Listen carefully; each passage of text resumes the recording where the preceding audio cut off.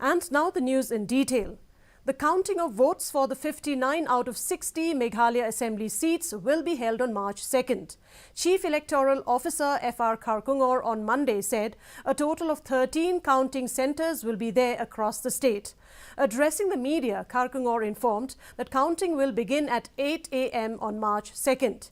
He further said police have retained 22 companies of CAPF for guarding of the strong room and also for post-poll contingencies. A total of 27 counting observers and 549 micro-observers have also been deployed by the Election Commission. On Tuesday, on the 2nd of March, and we have 13 counting centers all across the state. 22 companies have been retained for guarding of the strong room and also for any post-poll contingencies. And we have, this time Election Commission has deployed 27 counting observers.